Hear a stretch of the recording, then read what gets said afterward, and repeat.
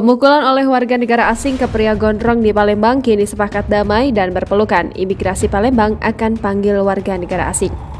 Kantor Imigrasi Kelas 1 TPI Palembang segera merespon video viral aksi penganiayaan yang dilakukan warga negara asing di lorong Gotong Royong Kecamatan Seberang Ulu 1 Palembang pada Selasa 24 Mei 2022.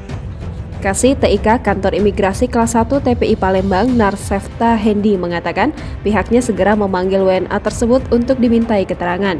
Sementara soal aksi pemukulan, Kantor Imigrasi menyerahkan itu ke polisi karena masuk ranah pidana. Sementara Kasat Reskrim Polrestabes Palembang Kompol Triwahyudi mengatakan belum ada laporan yang masuk. Sedangkan Kapolsek Seberang Ulu 1 Palembang Kompol Firdaus sudah memerintahkan anggotanya mengecek ke lokasi penganiayaan. Sebelumnya beredar video di jagat maya perbuatan warga negara asing menganiaya seorang pria gondrong.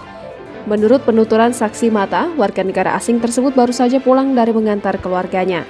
Ia saat itu ingin menyalip mobil pribadi berwarna hitam di depannya.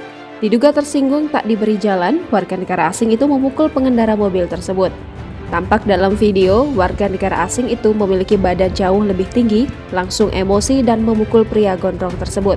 Setidaknya ada 5 kali pukulan yang dilayangkan dari lengan kiri warga negara asing itu.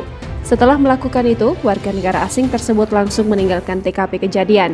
Belakangan ini diketahui nama WNA itu bernama Yunus Fatel. Kini mereka berdua telah sepakat menyelesaikan masalah tersebut secara kekeluargaan. Tampak di video, mereka berdua telah sama-sama menandatangani surat perdamaian di atas materai. Kami berdua mohon maaf kalau seandainya video ini sudah viral dan banyak pokok-pokok kami di sini sudah berdamai dan sudah menyelesaikan permasalahan secara kekeluargaan. Tak hanya itu, mereka berdua tampak akrab dan berpelukan.